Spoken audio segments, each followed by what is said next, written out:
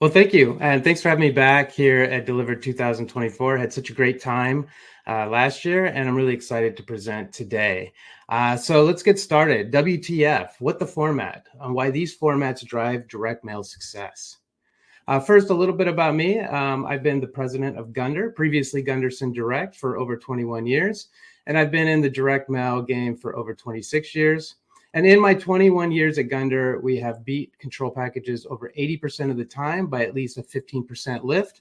And I only say that to add some credibility to this presentation. We're going to be showing you a lot of really great things around formats. And I just want you to know that these are tried and true tactics that we've used in order to increase our clients' response. And then most recently, I've created PostReminder, a direct response platform that allows prospects to set a reminder for your direct mail offer or event. Here at Gundir, we make opening the mail a rewarding experience. Gundir is one of the largest direct response focused agencies in the United States. We have a wonderful team, and we are located here in Hayward, California, in the heart of the Bay Area, California. So WTF, why these formats drive direct mail success? So before we dive into formats, I just wanted to show you this testing grid that we use here at the agency. As you can see here, there's many elements that you could be testing in order to increase response in your direct mail campaigns. We come to this grid often at the agency to figure out what are we going to do with the different clients that come to us in order to drive better response. Now, what's great is at the end of this presentation, I'll have a special offer, and as part of that special offer, this grid will be included. But we will be talking about formats, and there's a lot of different formats that you can use, and this isn't every single format that you could use in direct mail. However, these are the ones that we most often go to here at the agency, and so we'll be highlighting just a few of these.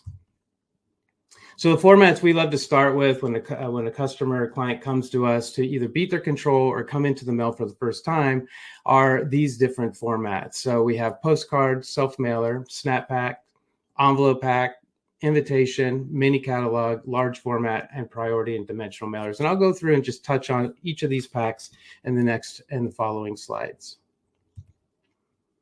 So I love Nancy and her book, Using Behavioral Science in Marketing is a Must Read. I talked to Nancy just a few days ago, and she supplied this wonderful quote for my presentation. Use size, shape, or texture to make your mail stand out. This triggers the von Restorff effect. Things that are different from their surroundings get noticed and remembered. So I can't agree with that more. And thank you so much, Nancy, for providing that quote. So first, we're going to talk about postcards. Now, almost everybody on this call knows what a postcard is. So what I'm going to try to do is, you may know a lot of these formats, but I'm going to try to highlight some elements of things that you can do within these formats to help increase response. So a postcard with a simple, easy to understand message, impactful imagery, and a great offer can effectively drive response. The pros are that it's low cost, easy to design, and easy to produce. And the cons is that there's just less room to describe the product and service, and it really can't contain any private information. These are best for real estate, retail, announcements, and sales events. And this Fight Club example is a really great example of a hardworking postcard. It's got all the elements, great imagery, great offer, and really easy product to understand. I show this personal capital example because I just kind of like the way and really kind of thinking, how can I change this up in the mailbox? What will make this a little bit different? And so really using high impact photography, and then maybe consider, changing a vertical panel to a horizontal panel. That might get somebody's attention. I use this example from Uma because not every piece of direct mail needs to be full color and thick and expensive. It can be really, really inexpensive. In fact, like using this canary yellow stock and then just using a one color ink really gets impact in the mailbox. This definitely stands out from all the other mail that you might receive. And then finally, with all the variable data that we have available to us at this point, and then utilizing digital presses, they've come so far and they're super efficient at this point. Utilizing that variable data within those postcards can really help with the impact and really help with the relevance of that direct mailer and really help with that direct mailer for your prospects. Okay, self-mailers are single-piece mailers that are folded and sealed. They can be designed creatively to catch your prospect's attention. What I love about these is they're cost-effective, they have engaging design potential, and they have more space for images and copy. The cons are they're susceptible to wear and tear and have space constraints. And they're best for brand new brands or brand awareness, product launches, and sales promotions. And this is an example that we've done for Easy Cater. Again, very hardworking, shows the offer, shows the benefits, has some credibility statements within the piece, and it works really, really hard, including a testimonial. This one from Madison Reed is great, again, utilizing a vertical panel versus a horizontal panel. And then once you open it up, you have great product imagery. You have a nice tip-on card with a variable offer on there so that the recipient can simply take that card off, put it in her purse, maybe pin it to her bulletin board, and get back to that offer when it's more convenient. Here's one for Orbi. What I like about this, again, is that vertical treatment of the coupon. This was meant to drive in-store sales to Best Buy, and so the recipient can simply just perf off that coupon, take it right into the store, and get their new Orbi. And then finally, really think about, what are other things we can do with self-mailers to make them more interesting. So one thing you can do is do a special die cut technique like this, kind of make it look like an envelope versus a regular self-mailer. And then utilize that format to really tell the story. So as this piece unfolds, it starts to tell the story. It has a headline, it has some photography, it goes into some copy and the offer. And then at the very bottom is a nice perf off card for that $500 offer to open up a new checking account. All right, so now we're going to talk a little bit about envelope packages. And I want to show this slide first because you're going to be seeing a couple of examples, and some of these are going to be kind of stealth in nature. Stealth or blind OEs are really used to kind of get past the gatekeeper. These are great for unknown brands or new to service markets. And then highly commoditized products or services. So there's a lot of mail going in for credit cards. You might want to get noticed by actually not looking like a credit card offer. Get that person inside the envelope and get them to take action. And then you have a promo envelope design. This is when you have a really great offer, easy to understand call to action, a well-known brand or service, or a highly transactional product or service. So you can see in these examples, we have them for the letter at the top, and then for the snap packs below, you have kind of a soft branded or a soft promo technique being used on that bottom right example. So snap packs are really great. I love these packages because they always get noticed. So snap packs are pressure sealed mailers that include perf off sides. They are often used for official documents and urgent communications. The pros are that they're secure and tamper proof. They have a professional appearance, and they have the ability to include confidential information. The cons are that there are less real estate to tell your story, and they have some stringent design specs. They're best for financial services, insurance offers, and official communications. And as you can see here with the figure example, we have the stealth and non-stealth version. The reason why we developed this non-stealth version of the Snap Pack is often brands, especially newer startups, really want to promote the brand and build that awareness around the brand. And so we wanted a package that would get through to them, get people excited about opening it, but still have that branded, less deceptive approach. And that's what this does a really great job of. This also includes a nice tip-on card at the top, which is great for interaction. This is one that we did for ZipRecruiter. As you can see here, fully branded, logo, colors, even the background theme is all branded, but it still makes you want to get inside that Snap Pack. It still has this official feel, even though it's a branded package. And then once you open it up, you have some really great imagery, very clean design, and another tip-on card. Maybe consider some special die cuts within that Snap Pack.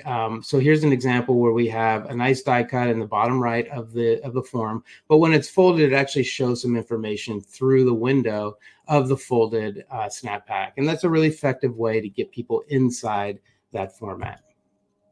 And then finally, slit and S are really great because they can be personalized. So this is an inline slit and S as part of this format. And essentially when that person perfs off the sides and opens up the package, that insert will simply fall out, kind of like a drop note, and get the recipient's attention. All right, envelope packs. These are some of my favorite packages to design with, because once we establish that this is the control package, there's so many variables within this package that we can test. So we can test form sizes, we can test art, we can test messaging. So once we have a hardworking envelope, the rest is so much more fun to test with. So envelope packages are traditional letters and flyers sent in envelopes. Stealth envelopes are more discreet, while promo letters are designed to attract attention. The pros is they're personal and professional. They can include multiple inserts and have high engagement potential. And the cons are that they have a little bit higher cost to produce, and they can take a little bit more time to produce as well, usually because of the envelope manufacturing. And they're best for personal communication, high value offers, and detailed information. So I'm showing you the SoFi example here because it's just a really great, it kind of has all the elements, has an insert, has a really great letter laid out, and then we're showing that promotional versus the stealth envelope. But also think about die cuts or special die cuts on those envelopes. This is a really great technique that now has really allowed us to do these at scale, where we have this leading edge kind of die cut. And you can utilize this for all kinds of different things. In this case, we're using it for the credit card to bring your eye and attention right to that credit card. And then think about different special die cut windows. This is one we've done for Ethos. This was our control package for many, many years. And what's cool about this is a double window. One drives the address and the other one drives a little, policy number with a cutoff barcode. And again, it helps drive that recipient inside the envelope, which we really like. It's also a stealth envelope. And what's cool about this is utilizing the kind of the off color of the form on the inside really has a nice contrast with the envelope itself.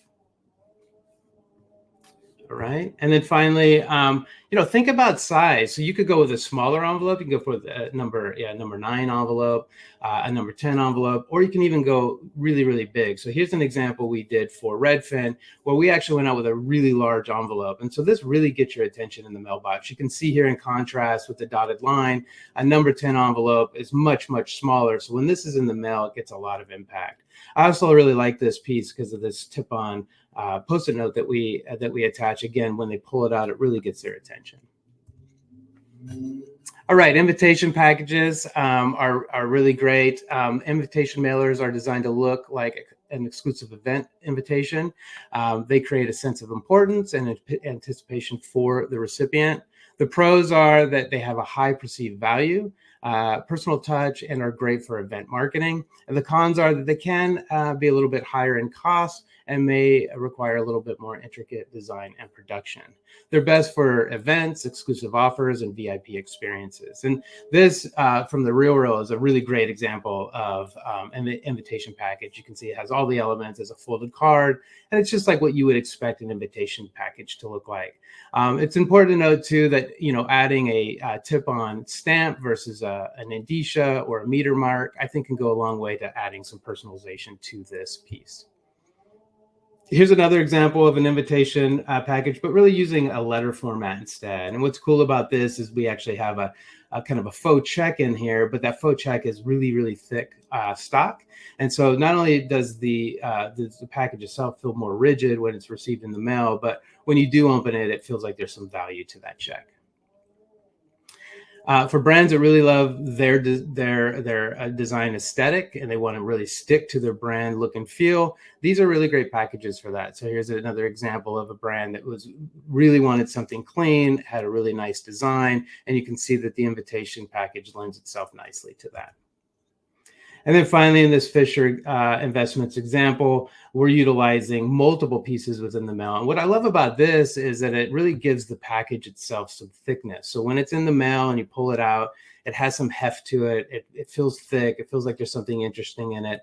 And then when you get inside the components, each of the components have something have a reason to be in there, right? So you have an introduction letter with a form to request the free information, and then there's a really nice kind of cross brochure here that you can open up, and it helps introduce all their advisors.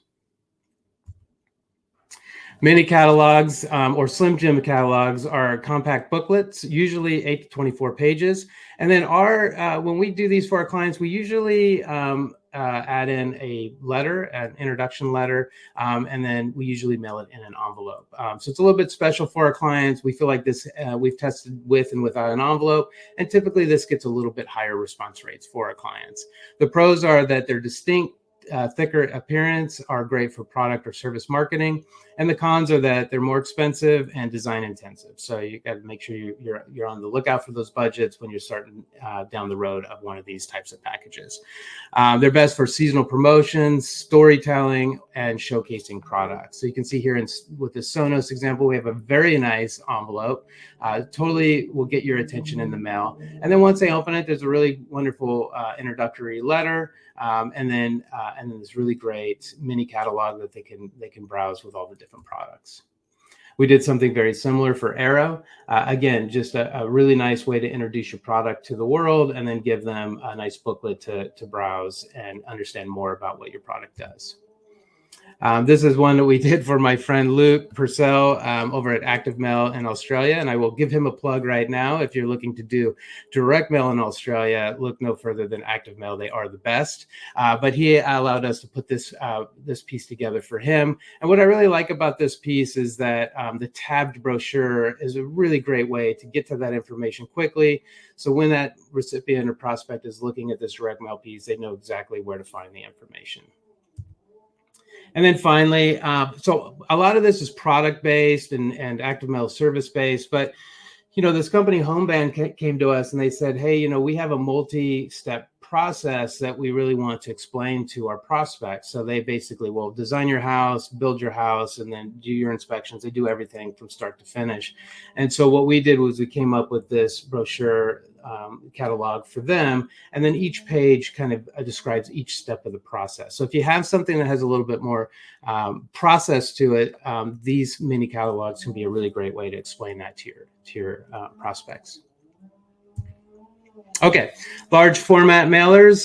Large format packs utilize an oversized envelope. Usually about a 9x12 is usually where we're sending them. They stand out in the mail. They provide ample space for content and can include multiple inserts. The pros is that they have high impact, more space for content, and they get noticed in the mail. And the cons are that the higher postage costs and they're much more expensive to produce. They're best for B2B ABM initiation and more complex service or product offering. So you can see here, this is a branded approach. But again, if you got this in the mailbox, if you're a business or even if you're a consumer, this is something that's going to get noticed in the mailbox. You're going to want to open it up and figure out if it's something you need to pay attention to.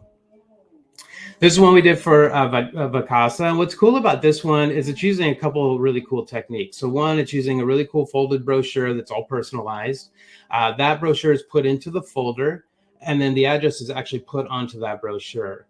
But what's neat is we've done two different we've done two different die cuts on here as the envelope window. So the first one folds over and the address shows through the folder, and then the folder shows through the envelope. And so it kind of gives us this really cool depth and dimension.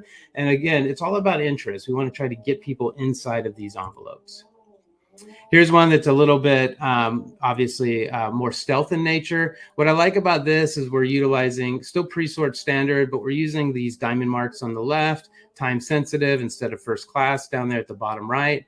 And then we're using a meter mark instead of a stamp or an indicia. And that meter mark's pretty cool. It can be a little bit more expensive to add, but it can add a little bit more credibility to the package itself. And then finally, this one we did for Good Sam. I like this one because I'm a big fan of brown craft. I do use it sparingly, but when I get to use it, it's a lot of fun. And so the brown craft stock just stands out in the mailbox. So definitely consider brown craft when you're thinking about your mail envelopes.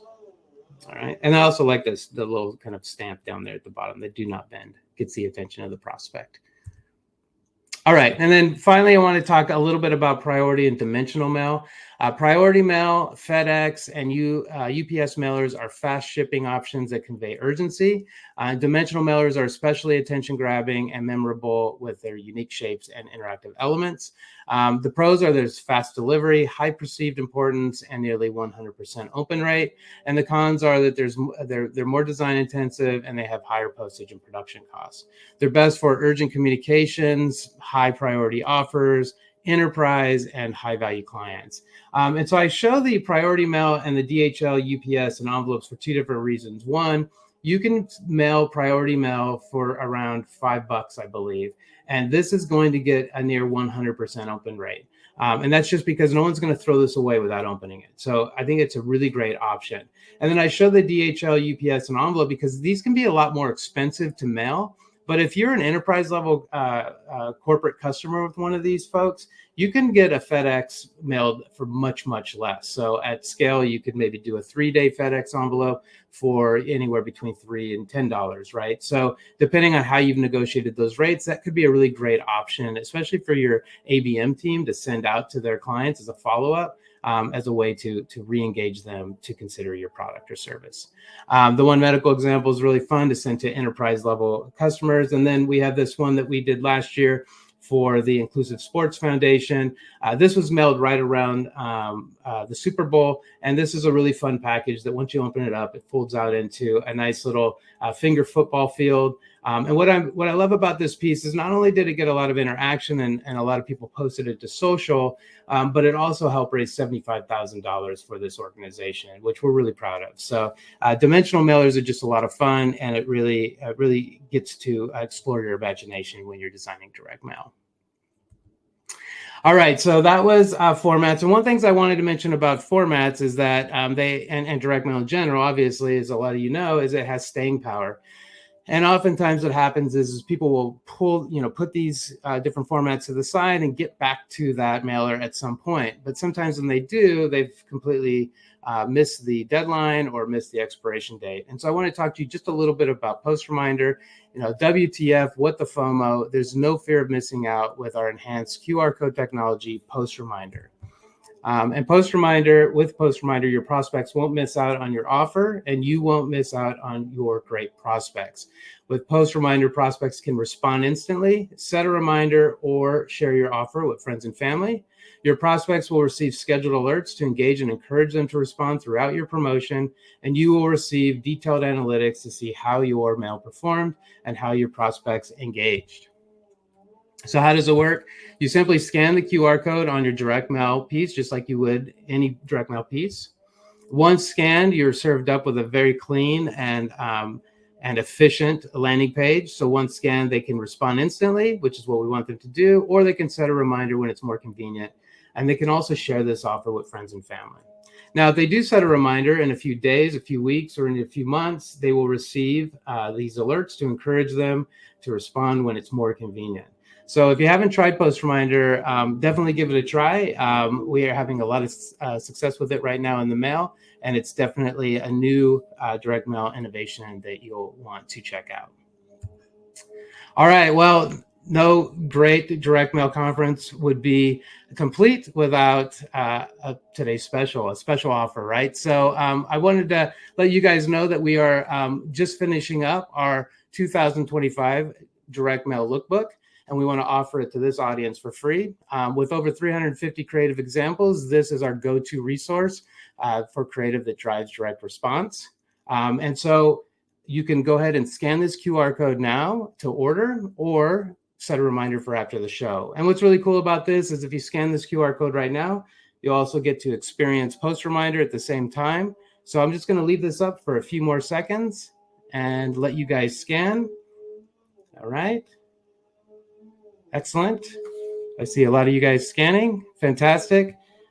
And that completes my presentation. So I just want to say thank you to the Delivered 2024 crew for having me on this year. I had a lot of fun. If you want to contact me, please don't hesitate to email me at mike@gundir.com. And if you want to learn more about Gundir or PostReminder, visit gundir.com or postreminder.com. Thank you so much, and back to you. Thank you for attending today's session. Don't forget to participate in the poll at the right of the screen. Also, grab your free offer that's pinned to the chat. And if you're interested in today's deck, please scroll to the bottom of the screen. We're going to do some questions with Mike. We'll just give him a second to jump on. Hey, Mike. Thank you. Hi, how are you? Your session was amazing. I learned so much. Awesome. And thank you for being a silver sponsor this year. We appreciate it from the Deliver team. Absolutely. So we got a lot of great questions, and we don't have a ton of time, so I'm just going to jump right in. Sure. The first one we got was, does size of postcard have a big impact, and not just that it is a postcard? Is there any preferred size that gets most attention? Well, we usually go with a 6x9. We find that that's kind of the optimal size to get as much messaging and imagery on the postcard as possible. However, if you do go with a larger size format, it's 6x11.5, somewhere around there, we do find that larger size can get more attention in the mail. What we find is that we kind of monitor the mail, kind of see what's coming in the mailboxes, utilizing things like who's mailing what, and of course, Petascan. And so what happens is we're able to kind of see if there's any sort of trends, and then we'll try to maybe change it up. Of course, testing into the new formats and see if we can't increase our response that way. I noticed that in my mailbox that I get a lot of B2C offers on a postcard. Is that the most common format for B2C, and what's big with B2B? Well, I'll tell you, we'll start with B2B. With B2B, mainly letter packages are the name of the game. They have been for many, many, many years. Yeah. Of course, through the pandemic, we had a bit of a paper shortage. Yes. And so a lot of people pivoted to postcards and self-mailers. And I feel like the trend kind of stuck. So we're still doing a lot of letter packs, mainly for financial offers, healthcare, things that might have more private information. Those work really, really well. Or if we need to have a lot of credibility, those formats work great. But anything for retail or anything that's more visual, apps and SaaS, and really anything that you might want to make sure that prospect sees in order to help that consideration to go to the website and of course sign up. We do find that the postcards and self-mailers, mainly self-mailers, are what we like the most, but postcards are of course a little bit cheaper. But those two formats seem to be continuing to work really well for our clients. Okay, great. Great to know. The next one is there a format that is the biggest waste of money that you often seem to use? I don't know. I don't know about biggest waste of money. I think I'm sure you really can't say that anyways.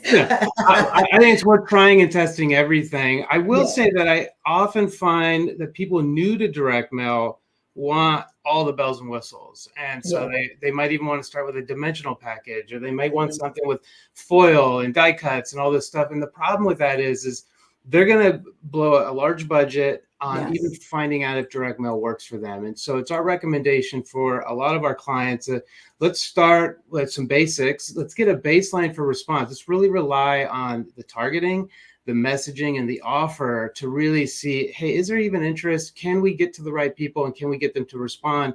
And then from there, once we've established that baseline and that control package, then we'll start doing things like scented mail, right? And we'll do things like special die cuts, and maybe we'll do foil. By the way, foil and coatings on direct mail have come a long way, and they've become so much cheaper to utilize on your direct mail format. So once we get the baseline established, once we have that format established, then we'll go in and start doing more intensive design and creative.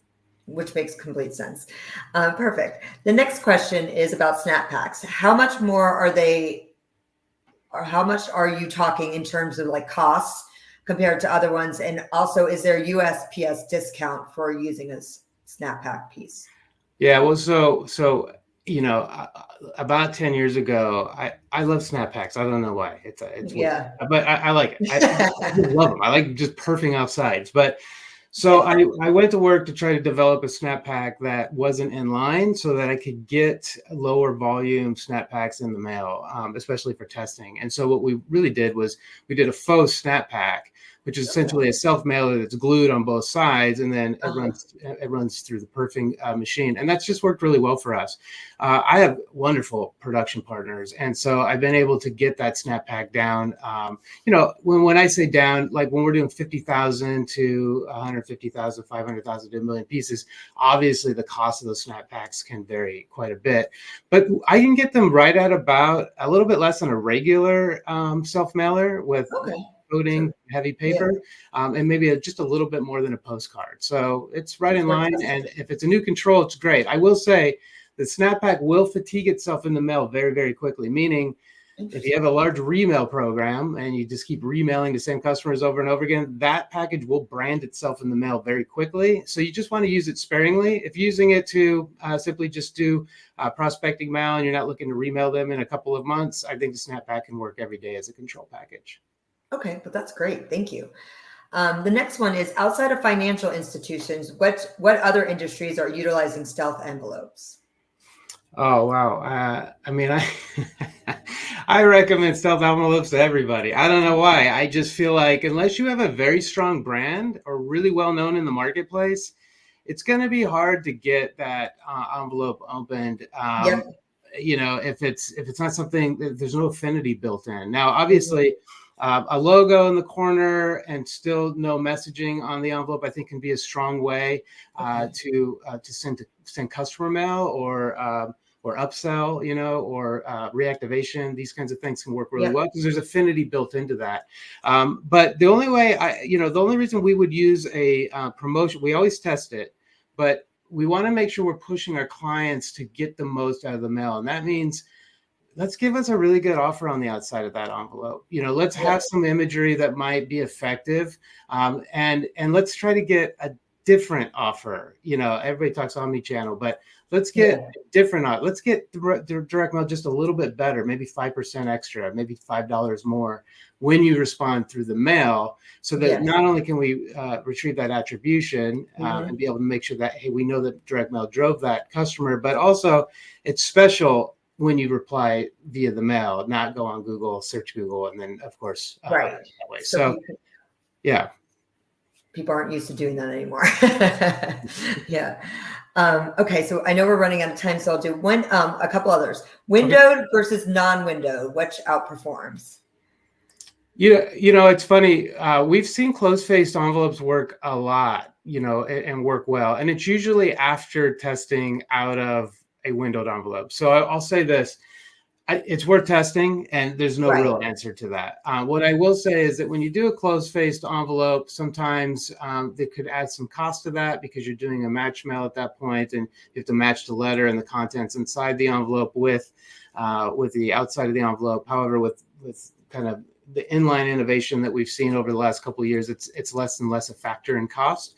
But I'll say that I like windowed envelopes only because that's one less thing to go wrong on press, and with the window, and if you're clever with the window, you can do a lot of really cool things that show through the window.